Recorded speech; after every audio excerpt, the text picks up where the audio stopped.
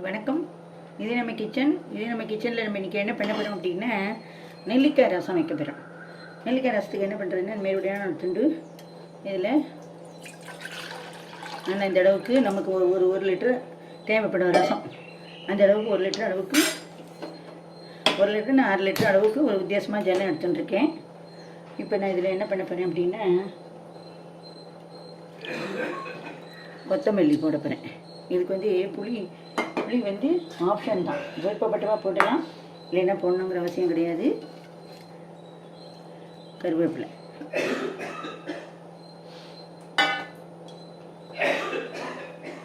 தக்காளி. நான் இந்த தக்காளியில் 1.5 தக்காளி எடுத்துட்டுருக்கேன். இதில் வந்து நான் ஒரு தக்காளி அளவுக்கு இதில் போட்டுவிட்டேன். அரை தக்காளி நான் அரைக்க போகிறேன் அதோட சேர்த்தாப்பில். அப்புறம் நான் நீர்க்க புளி கரைச்சி வச்சுட்டுருக்கேன். புளி கரைச்சல் வந்து ஒரு நெல்லிக்காய் சைஸுக்கு புளியை கரைச்சி அதில் பாதி அளவுக்கு நான் விட்டுக்கிறேன்.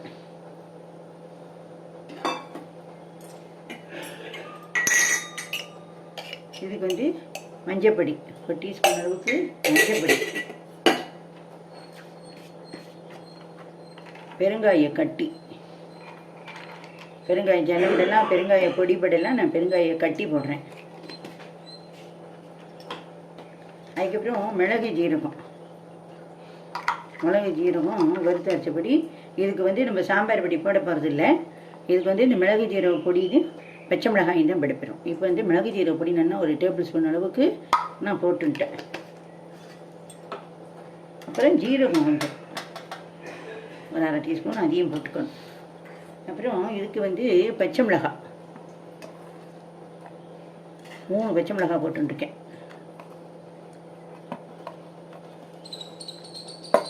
இந்தமாரி பெரிய பெரிய நெல்லிக்காயாக 3 நெல்லிக்காய் எடுத்து கொட்டையை எடுத்துட்டு இதையோட ஒரு தக்காளியும் வச்சு நம்ம மிஷினில் நைஸாக அரைச்சி எடுத்துக்கணும். இதோட ஒரு 1/2 பச்சை மிளகாய், ஒரு நெல்லிக்காய், ஒரு தக்காளி, இதை அரைக்கிறத எப்படின்னு காட்டுறேன் நான் உங்களுக்கு. அப்புறம் இதுக்கு உப்பு போடணும். தேவையான உப்பு போட்டால் வேகவே கொதிச்சுருக்கும். இதுக்கு வந்து புளிக்கரைசல்லாம் வந்து ஆப்ஷன் தான். இப்போ இது என்ன கொதிச்சு இதில் போட்டு தக்காளி பச்சை மிளகாயெல்லாம் வெந்து வரணும். அதுக்குள்ளே நம்ம என்ன பண்ணுவோம், இந்த நெல்லிக்காய் எடுத்து வச்சுக்கோங்க இல்லையா, நெல்லிக்காய். இந்த நெல்லிக்காய் இது கூட ஒரு 1/2 பச்சை மிளகாய், ஒரு தக்காளி, இதெல்லாம் நைஸ் பேஸ்ட்டாக அரைச்சிக்கணும். இப்போ நம்மளுடைய நெல்லிக்காய் ரசத்துக்கு எல்லாம் நல்லா கொதிக்கிறது. இந்த தக்காளி நல்லா வெந்து வரணும். அதுக்குள்ளே என்ன பண்ணுறோம் அப்படின்னா, நம்ம இதெல்லாம் அரைக்க போகிறோம். மிக்ஸி ஜாரில் போட்டுட்டு இதெல்லாம் அரைக்க போகிறோம். ஒரு பச்சை மிளகாய், 1/2 தக்காளி, 3 நெல்லிக்காய், நைஸ் பேஸ்ட்டாக அரைக்கணும். நம்மளுடைய நெல்லிக்காய் ரசம் நல்லா ஜம்முன்னு கொதிச்சு விட்டு எல்லாம் புளியோட பச்சை வாசனை, தக்காளி வெந்து பச்சை மிளகாய் வாசனைன்னு எல்லாம் போயிட்டு இப்போ நம்ம என்ன பண்ணுறோம், கொத்தமல்லியை போடுறோம். கொத்தமல்லியை போட்டுட்டு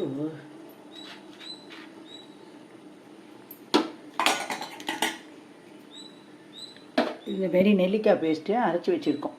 இதை வந்து இந்த வடிகட்டியில் நல்லா வடிகட்ட போகிறோம். நம்ம இப்போ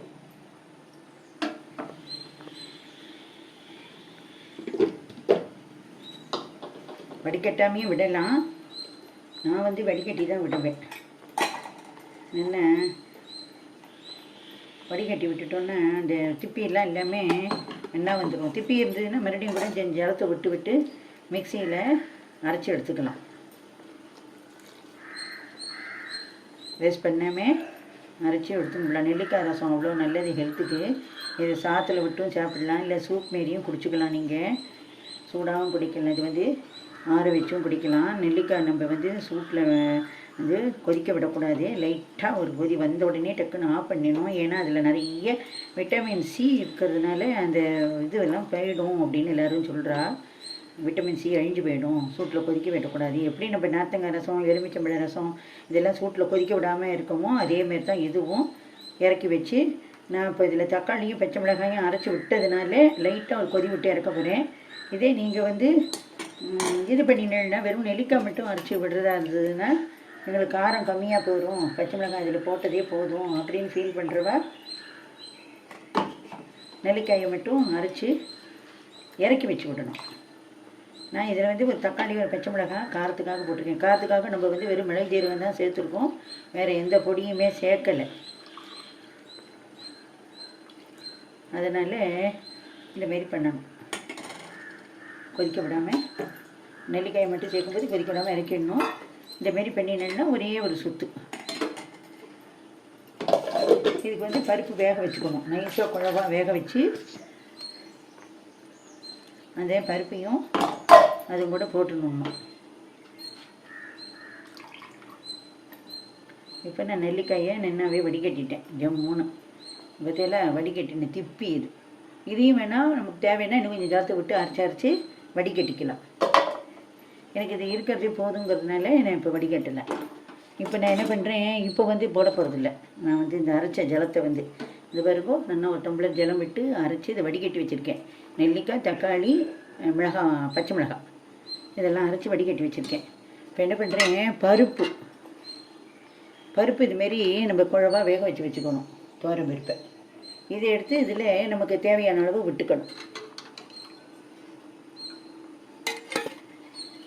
இது பாருங்க, நான் இந்தமாரி விட்டுக்கிறேன். இதுக்கு நிறைய பருப்பும் தேவைப்படாது, ஒரு 2 கரண்டி இருந்தால் போதும். ஏன்னா இது ரசம் வந்து ரசமாக தான் இருக்கணும்.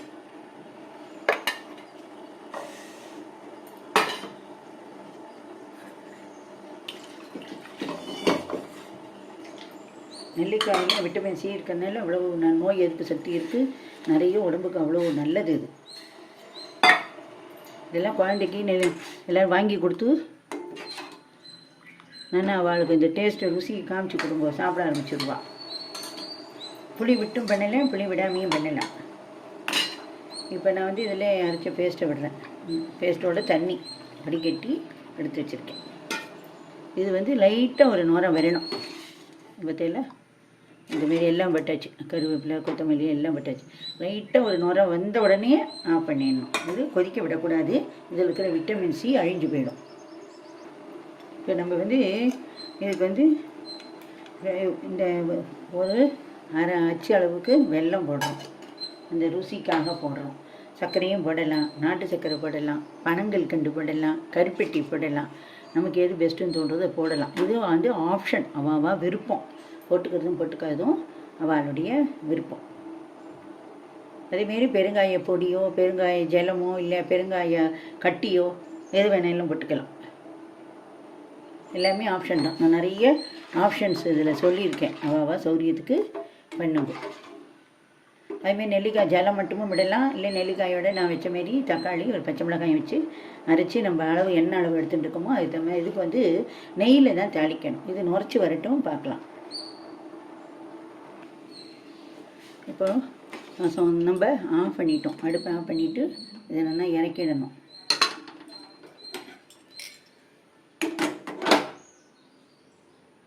இதுமாரி நல்லா நுரைச்சி வந்த உடனே இறக்கிடணும். இப்போ இது வந்து நெய்யில் தாளித்து கொட்டணும். நெய்யில் தாளித்து கொட்டினா தான் நெண்ணாக இருக்கும். நெய் இல்லை அப்படிங்கிறவ வாழ்ட்டு என்ன இருக்கோ அதுக்கு தகுந்தாப்புல விட்டுக்கலாம். இதுக்கு அதிகம் தேவைப்படாது நெய் வந்து. இப்போ நெய் வந்து உருகிடுத்து. இப்போ நமக்கு தேவையான கடுகு போட்டுக்கிறோம். கடுகு வெடித்து வந்த உடனே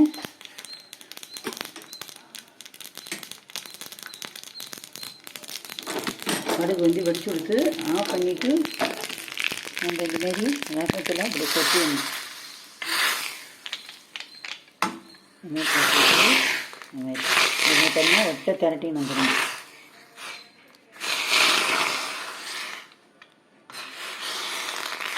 இந்தமாரி அருமையான சுவையான நெல்லிக்காய் ரசம் ரெடி ஆகிட்டு. இனி அடுத்த டிஷ்ஷாக பார்க்கலாம்.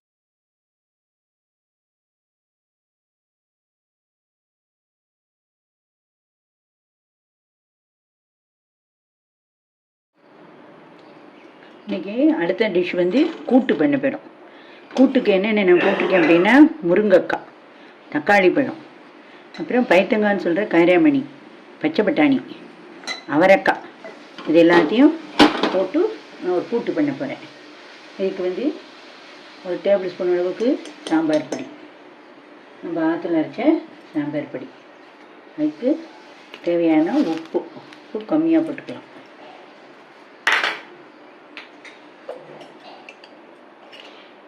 மஞ்சள் பொடி எல்லாத்தையும் போட்டுவிட்டு இது என்ன வேக விடணும். நீங்கள் குக்கரில் பண்ணுறதா இருந்தால் கூட பண்ணிக்க, குயிக்காக ஆகணும், டைம் சேவ் ஆகணும், இல்லை வெளியில் வாசலில் போகணும் அப்படின்னு நினைக்கிறவா வந்து அந்தமாரி டக்குன்னு முடியணும் அப்படின்னு நினைக்கிறவா குக்கரில் கூட போட்டுக்கலாம். எல்லாமே ஒன்று தான். தக்காளிக்கு பதிலாக தக்காளி காய் போடலாம், எந்த வெஜிடபிள்ஸ் வேணாலும் போடலாம், ஒன்றும் பிரச்சனை கிடையாது. இன்னும் நல்லா தான் இருக்கும். இதுக்கு நம்ம குழம்பு பொடியும் விட போகிறோம், அரைச்சும் விட போகிறோம். இப்போது இந்த காய் இப்போ வேகும் போதே நம்ம உப்பு, மஞ்சள் பொடி, சாம்பார் பொடி இதெல்லாம் போட்டுட்டோம்னா இதில் நல்லாவே காரம் இறங்கிடும். அப்புறமா போட்டால் காரம் இறங்காது. அதனால் இப்போ இதுலேயே காரம் இறங்கட்டும், இது வெந்து வரட்டும், பார்க்கலாம். இப்போ நம்ம கூட்டுக்கு அரைக்கிறதுக்கு என்னென்னலாம் ரெடி பண்ணுறோன்னு பாருங்க. 1 டீஸ்பூன் அளவுக்கு ஜீரகம், 1 பச்சை மிளகாய், 2 வெத்த மிளகாய், நல்லா ஒரு 1/4 மூடி அளவுக்கு தேங்காய் பத்தை, ஒரு 3 தேங்காய் பத்தை அளவுக்கு வச்சுக்கோங்க. இதை வந்து நம்ம நைஸாக ஒரு பேஸ்ட்டாக அரைச்சிடணும். அரைச்சி வந்துட்டு பார்க்கலாம். இப்போ நம்மளுடைய கூட்டு வந்து நல்லா வெந்துடுத்து. இப்போ நம்ம என்ன பண்ணுறோம், வேக வச்சுருக்கோம் இல்லையா பருப்பு, அதை தேவையான அளவு போடுறோம். மிக்ஸ் பண்ணி பார்ப்போம், பத்தலைன்னா இன்னும் கொஞ்சம் கூட போட்டுக்கலாம். இப்போ இதை போட்டாச்சு. இப்போ நம்ம என்ன பண்ணுறேன், பெருங்காய ஜலம் போடுறேன். பெருங்காய ஜலம், பெருங்காய பவுடர் என்ன வேணாலும் போட்டுக்கலாம், நம்ம சௌரியம். தாளித்து கொட்டும்போது கூட பெருங்காய பவுடர் போட்டு கூட தாளித்து கொட்டிக்கலாம். அப்புறம் நம்ம அரைச்ச பேஸ்ட் ஒன்று இருக்கும் இல்லையா, மிக்சியில் தேங்காய், பச்சை மிளகாய், வத்த மிளகாய், ஜீரகம் எல்லாம் அரைச்சோம் இல்லையா, இந்த பேஸ்ட்டை இப்போ இதில் நான் விடுறேன்.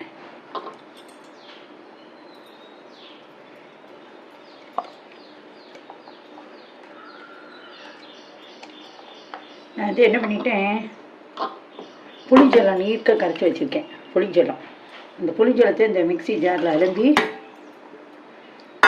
நான் விட்டுக்க போகிறேன்.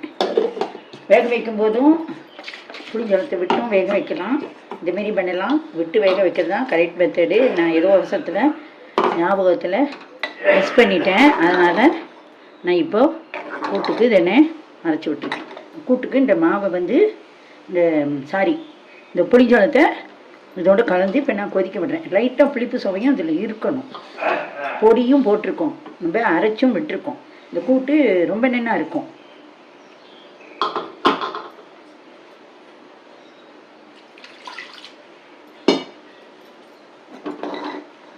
இப்போ நம்ம வந்து இந்த பருப்பும் தேவைப்படுறதுனால இந்த பருப்பையும் நம்ம விட்டுடணும்.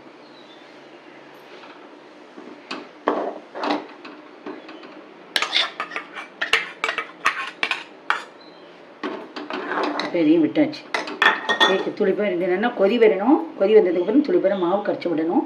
மாவு கரைச்சி விட்டுட்டு பார்க்கலாம். நான் இப்போ வந்து அரிசி மாவு ஒரு டேபிள் ஸ்பூன் அளவுக்கு எடுத்துட்டுருக்கேன். எடுத்துட்டு இந்த கூட்டு கொஞ்சம் லிக்விடாக இருக்கிறதுனால நான் இதை அப்படியே அந்த ஜாத்தியே விட்டு நான் கரைச்சி, அரிசி மாவு கரைச்சி இதில் விட்டுட்டேன். அரிசி மாவு விடலாம், கார்ன்ஃப்ளவர் விடலாம், அதுக்கப்புறம் வந்து கடலை மாவும் விடலாம். அவ்வளோதான். இப்போ நல்லா கொதி வரணும். இது நல்லா கொதி வந்ததுக்கப்புறம் இதுக்கு நம்ம தாளித்து கொட்டணும். கருவேப்பிலையை பச்சையாகவும் போடலாம், வறுத்தும் போடலாம். நான் இப்போ இதை பச்சையாக போட்டேன்.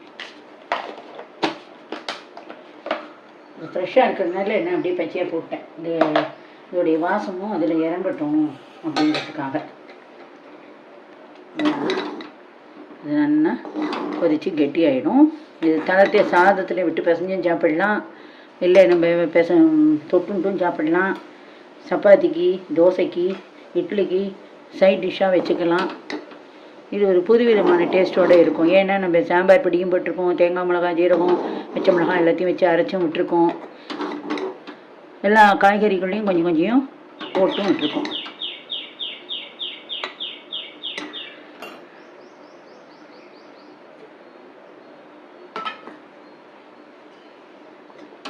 நல்லா கொதிக்கட்டும், நல்லா கொதிக்கட்டும். கொதிச்சு கொதி வந்து கெட்டியாகட்டும், நடுக்கொதி வரணும். அவ்வளோதான். இப்போ நம்மளுடைய கூட்டு நல்லா ஜோராக ஜம்முன்னு கொதிக்கிறது. ஆறி எடுத்துன்னு வைங்கோ, நல்லா கெட்டியாகிடும். இப்போ நான் இதை பண்ணுறேன், தாளித்து கொட்டணும். அதனால் இதை நான் அடுப்பை சின்னதாக்கிட்டு இதை நான் இறக்குறேன். ஒரு இழுப்பு சட்டியை அடுப்பை வச்சுக்கிட்டோம். இப்போ வந்து தேங்காய் எண்ணெய் விட்டுக்க போகிறோம் இருக்கும். தேங்காய் எண்ணெய் விட்டுங்க அந்த கூட்டுக்கு ரொம்ப நல்லா இருக்கும். இது வந்து உறைஞ்சி போனதுனால சட்டுன்னு இந்த வாய் வழியாக வரமாட்டேங்கிறது இந்த தேங்காய் எண்ணெய்.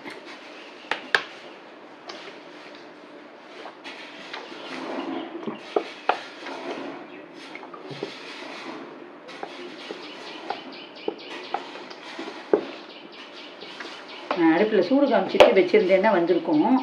எண்ணெய் இல்லை, இது எப்படி உறைஞ்சதை சரி பண்ணணுன்னா ஒரு பாத்திரத்தில் ஜாஸ்தி விட்டு கொதி வந்த உடனே ஆஃப் பண்ணிவிட்டு லைட்டாக இப்படி காமிச்சோம்னா அது உருகி வந்துடும். இப்போ வந்து நான் இதுக்கு கூட்டுக்கு தேவையான கடுகு, அப்புறம் இதுக்கு ஒரு டேபிள் ஸ்பூன் அளவுக்கு கடலைப்பருப்பு, அப்புறம் மிளகாய் வத்தல் நான் கிள்ளி வச்சுருக்கேன். இந்தமாரி மிளகாய் வத்தல் சும்மா இருக்கிற நேரத்தில் காம்பு அஞ்சிட்டு கொஞ்சம் கத்திரிக்கோளால் கட் பண்ணி அஞ்சரை பட்டி போட்டு வச்சுட்டோம்னா இதுமாரி தாளிக்கும் போது கொஞ்சம் வசதியாக இருக்கும்.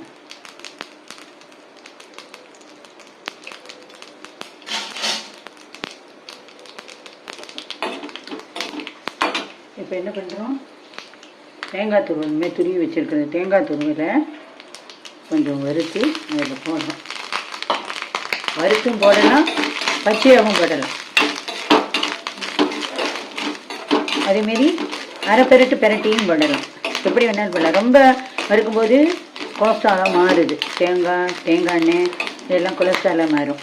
இப்போ நீங்கள் அரை வதக்கம் வதக்கிட்டு போடும்போது கொலஸ்ட்ரால் அந்தளவுக்கு இன்க்ரீஸ் ஆகாது. இப்போ இது போதும், நான் வதக்கினது போதும். இப்போ என்ன பண்ண போகிறேன், இது வந்து கூட்டில் கொட்ட போகிறேன். அடுப்பை ஆஃப் பண்ணியாச்சு. இதனால எடுத்து வச்சுட்டு அது தெரியல ஆறு கெட்டியாக வரும்.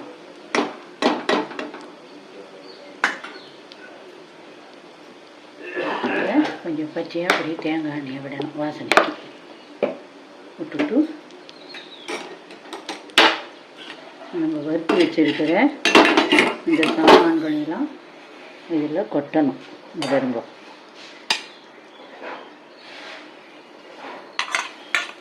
நல்லா தெரியணுங்கிறதுக்காக இப்படி காட்டுறேன்.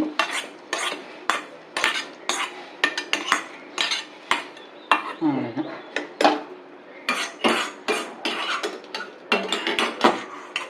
நம்மளுடைய கூட்டு அருமையான டேஸ்டியான சுவையில் ரெடி ஆகிடுது. இப்போ வந்து நம்ம அடுத்த டிஷ் என்னங்கிறத பார்ப்போம்.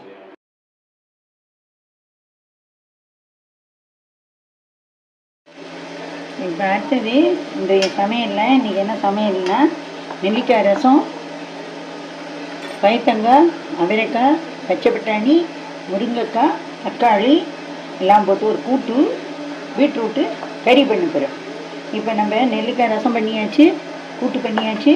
இப்போ பீட்ரூட் கறிக்கு நான் இதில் போட்டு இது பண்ணிடலான் இருக்கேன். இப்போ நான் என்ன பண்ண போகிறேன், ஸ்டீம் குக்கு தான் பண்ண போகிறேன். அதனால் இட்லி குக்கரில் வந்து ஜலத்தை வச்சுட்டு இதுமாரி ஒரு ஸ்டாண்டை போட்டு விட்டேன். இந்தமாரி ஒரு வடி தட்டியும் போட்டு விட்டேன். இப்போ இதில் போட்டு நான் வந்து என்ன பண்ண போகிறேன்னா இந்த பீட்ரூட் வந்து பொடி பண்ணிக்க போகிறேன். இது அதாவது கட் பண்ணிக்க போகிறேன், பொடியாக கட் பண்ணிக்க போகிறேன். கட் பண்ணிவிட்டு நான் உங்களுக்கு காட்டுறேன். இந்தமாரி இப்படி எடுத்து இதில் போட்டு இதை மூடிட்டு எல்லா நேரத்துலையும் இது இருக்கும்னு நினைக்கிறேன். அதை வாங்கி வச்சுக்கோங்க, ஓரளவுக்கு வசதியாக தான் இருக்குது. இல்லைன்னா மிக்ஸி ஜாரில் போட்டு கூட கட் பண்ணிடலாம். அதுக்குன்னு இந்த டொயினை ரொம்ப நேரம் இழுத்தோம்னா அது பிஞ்சின்னு போயிடும். அதனால பிள்ளைங்க இருக்கக்கூடாது. ஒரு லிமிட்டாக இப்படி வச்சு பண்ணிட்டேன்னா அது பார்த்துக்கு உழைக்கும். இது நமக்கு தேவையான சைஸுக்கு கட் பண்ணணும். கட் பண்ணிட்டு காட்டுறேன். எனக்கு என்னமோ இதில் கட் பண்ணுறதை விட இந்தமாரி கட்டரில் கட் பண்ணுறதை விட இந்தமாரி கட்டரில் மிக்ஸி ஜாரில் போட்டாலே நல்லா நமக்கு வேண்டிய சமயத்தில் விப்பரில் விட்டு விட்டு எடுத்து விடலாம். அதுமாதிரி நல்லா வருது. இது பண்ணிவிட்டு காட்டுறேன் பாருங்க. இந்தமாரி கட் பண்ணிட்டோம்னா என்னென்னா வயசானவாளும் ஜம்முன்னு சாப்பிடலாம், குழந்தைகளும் சாப்பிட்டுடும். ரொம்ப பெருசு பெருசாக வேணும், சின்ன வயசுக்காரனுக்கு வேணால் தனியாக அவள் கொஞ்சம் பெருசு பெருசாக பண்ணி கொடுக்கலாம். இந்த பற்றியெல்லாம் இந்தமாரி என்ன அருமையாக வந்துருப்பாருங்க. அதேமாரி இதையும் நான் மிக்சியிலே போட்டு ஒரு துருவிக்க போகிறேன். இதேமாரி 2 ரவுண்டும் துருவி எடுத்து விட்டேன். பீட்ரூட்டில் நிறைய டிஷ் பண்ணலாம். ரிச்சு ஃபைபர் இருக்குது, ஹெல்த்துக்கு நல்ல இதுவானது, நல்ல டிஷ்ஷு. இப்போ இதை நான் இதில் வழித்து எடுத்துக்கிறேன். மிக்ஸி ஜார்லேருந்து மட்டும் எடுத்து வைக்கிறேன். இது வெங்காயம் போட்டு பண்ணிடலாம் கறி பண்ணுறதுக்கு. பீட்ரூட் சாதம் பண்ணிடலாம். பீட்ரூட்டில் தேங்காய் பருப்பு போட்டு கறி பண்ணலாம். பருப்பு மட்டும் போடலாம், இல்லை பருப்பு வேணும்னா தேங்காய் மட்டும் பண்ணலாம், ரெண்டும் போட்டு பண்ணலாம். பல காய்கறிகள் கலந்து பொரியல் பண்ணலாம், கறி பண்ணலாம். அதுமாரி நிறைய டிஷ்ஷஸ் எப்படி வேணால் கூட்டு பண்ணலாம். பிரமாதமாக டேஸ்ட்டாக இருக்கும் கூட்டு. அந்தமாரி அது பண்ணலாம். நிறைய டிஷ்ஷஸ் சாம்பாரில் கூட போடலாம். கலர் மாறி போயிடும், சாம்பாரில் போட்டோம்னா கலர் மாறிடும்.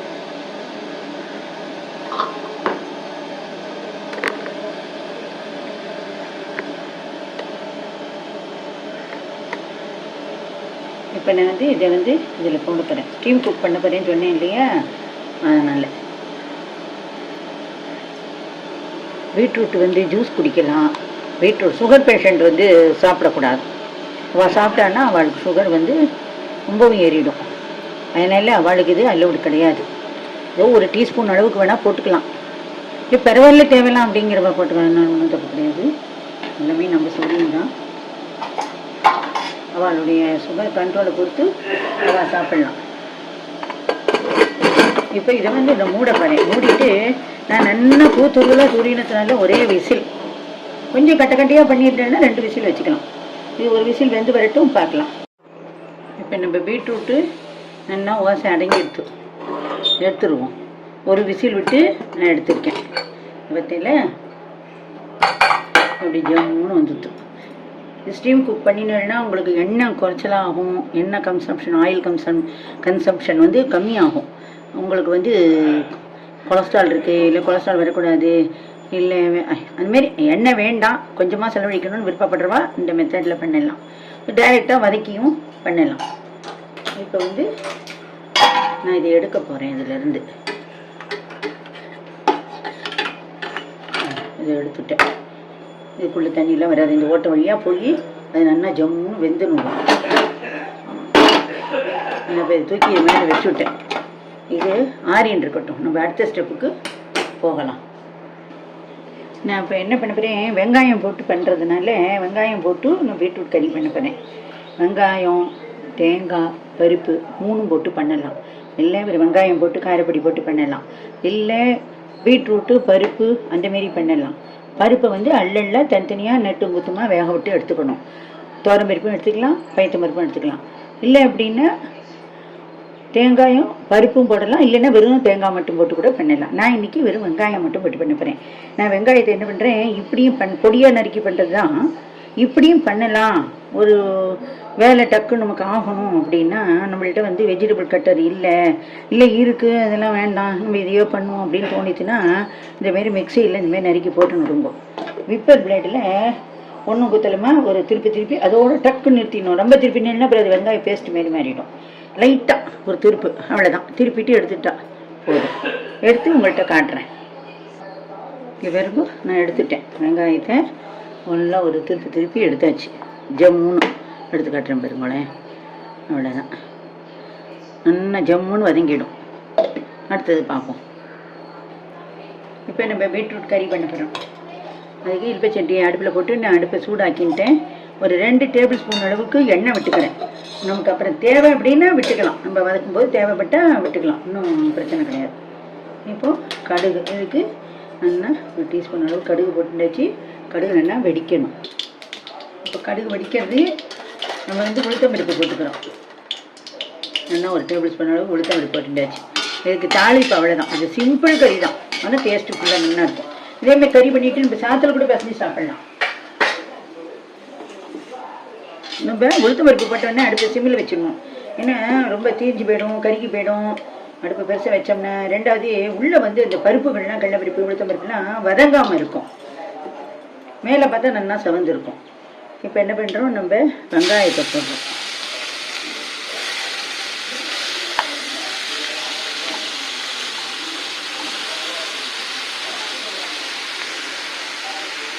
வெங்காயம் நமக்கு எவ்வளோ தேவையோ அவ்வளோ வெங்காயம் போடலாம். இவ்வளோதான், அளவெல்லாம் கிடையாது. பீட்ரூட்டுக்கு ஈக்குவலாகவும் வெங்காயம் போடலாம், 1/3 போடலாம், 1/4 போடலாம். இது வதங்கி வரட்டும். இப்போ நம்ம என்ன பண்ணுறோம் அப்படின்னா, இப்போ இந்த வெங்காயம் இன்னும் வதங்கிட்டு இப்போ நம்ம ஸ்டீம் குக் பண்ண பீட்ரூட்டை போட்டாச்சு.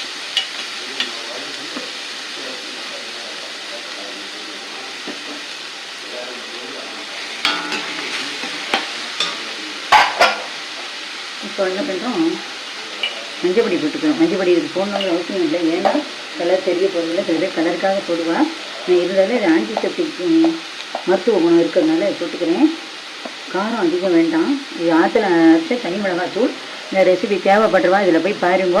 நான் ஒரு 1/2 டீஸ்பூன் தான் போட்டிருக்கேன், போதும். அதனால நான் 1/2 டீஸ்பூன் போட்டிருக்கேன். அதுக்கப்புறம் உப்பு மட்டுமே போட்டுக்கோங்க. உப்பு கொஞ்சமாக போட்டுட்டு வேணும்னா வதக்கணும். தேவைப்படும்போது கொஞ்சம் எண்ணெயை விட்டு வதங்கி இது நிமிஷமாக ஆகிடும். இது ஒன்றும் இந்த ஸ்டீம் குக் பண்ணிட்டதுனால ஒன்றும் இல்லை. நம்ம நைஸாகவும் கட் பண்ணிட்டோம், அதனால ஒன்றும் பிரச்சனை இல்லை. இது கொஞ்சம் எண்ணெய் ரொம்ப பெருசாக வச்சு பண்ணாதீங்க, மீடியம் ஃப்ளேமில் வச்சு பண்ணுங்க. நான் இதுக்கு நல்லா ஒரு டேபிள் ஸ்பூன் அளவுக்கு எண்ணெய் விட்டுக்கிறேன். இது நிமிஷமாக ஆகிடும். அதனால் ஒரு கொஞ்சம் என்ன இருந்தாலும் கொஞ்சம் வதக்கணும் இல்லையா, அதுக்காக இப்படி வச்சுருக்கோம். கொஞ்சம் இது வதங்கி வரட்டும். இப்போ நல்லா சுருளை வதங்கி எடுத்து இல்லை, அடுப்பை ஆஃப் பண்ணிட்டேன். இதை வந்து நான் இந்த சர்விங் பவுலுக்கு மாற்றிடுறேன்.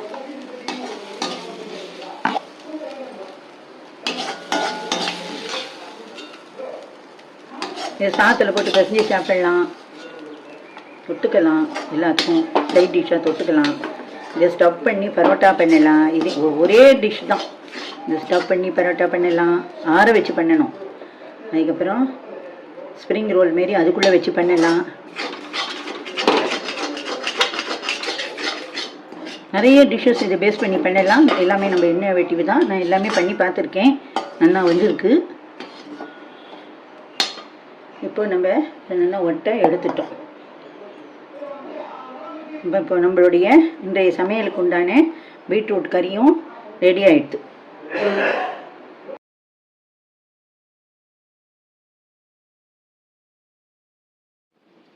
இப்போ நம்ம அடுத்தது இன்றைய சமையலில் உருளைக்கிழங்கு காரக்கறி பண்ணுறதுக்காக உருளைக்கிழங்கை நல்லா முழுசாக இருக்கும்போதே நல்லா மண் போக எலும்பி 2 பாதியாக கட் பண்ணி முழுகிற அளவுக்கு ஜலத்தையும் விட்டு உப்பு மஞ்சப்பொடியும் போட்டு வச்சுருக்கேன்.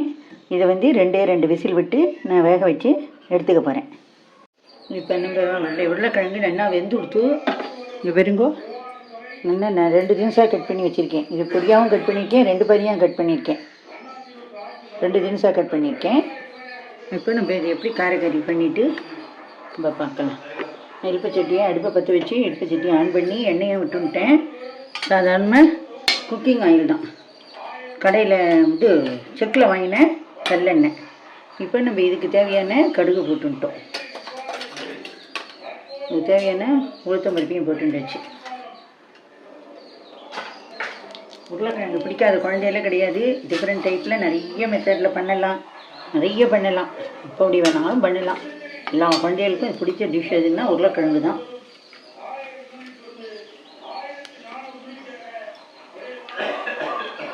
கருவேப்பிலையை எடுத்துட்டு நல்லா எலும்பிக்காய் இது பண்ணி வச்சுருக்கோம் இல்லையா, கருவேப்பிலை எப்படி க்ளீன் பண்ணுறதுனா வாங்கி வந்துட்டு நல்லா உருவி அது தண்ணியில் போட்டு உப்பு மஞ்சப்பொடி போட்டு 2-3 வாட்டி அலசிட்டு வெறுஞ்சலத்தில் அலசிட்டு அப்புறம் நிழல் குணத்தில் உணர்த்தி காய வச்சு எடுத்து வச்சுட்டுன்னா அது பாட்டுக்கு இருக்கும். இதே இப்படி அந்த கருவேப்பிலை தான் இது. இதை வந்து என்னென்ன 2-3 அப்படி கட் பண்ணி போடும்போது இந்த கருவேப்பிலை வாசனை வந்து உருளைக்கிழங்கு கறியில் ஜம்முன்னு இறங்கிடும், சூப்பராக இருக்கும். இப்போ இது இந்த வதங்கிடுது. இப்போ நான் கட் பண்ணி வச்சேன் உருளைக்கிழங்கெல்லாம் இதில் போடுறேன். நான் உப்பு மஞ்சப்பொடி போட்டு வேக வச்சதுனால மஞ்சப்பொடி துளிபெறப்பட்டால் போதும். இதுலேயே மஞ்சப்பொடி இருக்குது. உப்பு வந்து நம்ம வேக வச்சு வடிக்கிறோம் இல்லையா, அதில் கொஞ்சம் போயிடும், பத்தாத போயிடும். அதுக்காக நம்ம என்ன பண்ணுறோம் அப்படின்னா சிம்பிளாக லைட்டாக உப்பு போட்டுருந்தால் போதும். உப்பு ஒன்றும் நிறைய போடணுங்கிறது கிடையாது. இப்போது காரப்பொடி, இதுக்கு தேவையான காரப்பொடி. இந்த தனி மிளகாத்தூள் வந்து நான் வீட்டிலையே ப்ரிப்பேர் பண்ணி வச்சுருக்கேன். தேவைப்படுறவன் என்னுடைய இது நம்ம கிச்சன் ரெசிபிஸில் போய் பாருங்க. உப்பு மட்டும் உப்பு போட்டுருக்கேன். இப்போது இதுக்கு நம்ம காரப்பொடியும் போட்டுட்டு இது கூட நிறைய டிஃப்ரெண்ட் டைப்பில் இது பண்ணலாம், பொடி வகைகள்லாம் இதில் போட்டு பண்ணலாம். அது டேஸ்ட்டாகவும் நல்லாவும் இருக்கும். இப்போ இதுக்கு பத்தரை ஆற்றுனால நான் இங்கே கடலெண்ணெய், குக்கிங் ஆயில், செக்கு ஆட்டின கடலெண்ணெய் விட்டுருந்துருக்கேன். சில பேர் ரோஸ்ட்டாக கேட்பா, சில பேர் சாதாரணமாக இருந்தால் போதும்னு கேட்பா. அதில் எப்படி சௌரியமாக இந்தமாதிரி பண்ணி கொடுங்க. குழந்தைகளுக்கு பெரியவாளுக்கு நான் நெய் விட்டுக்கிறேன். கொஞ்சம் நெய் விட்டுட்டா வாசனையாக இருக்கும், அதனால் நெய் விட்டுக்கிறேன்.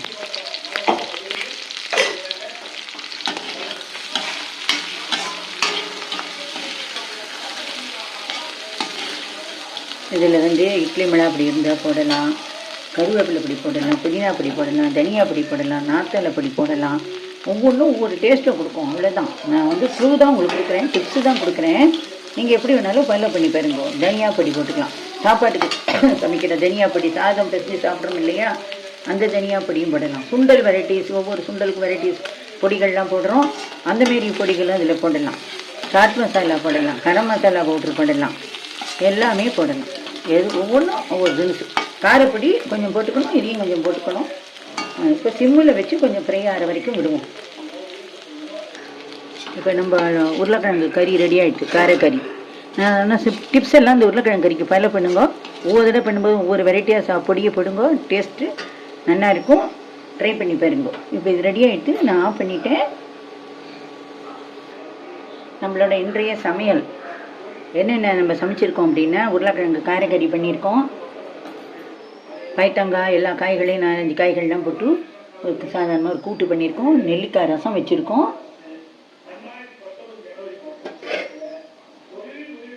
பீட்ரூட் வெங்காயம் போட்டு கறி பண்ணியிருக்கோம். நன்றி, வணக்கம். இது வரைக்கும் எனக்கு சப்ஸ்கிரைப் பண்ணாத வேணாம், சப்ஸ்கிரைப் பண்ணுங்க, கமெண்ட் பண்ணுங்க. நன்றி, வணக்கம்.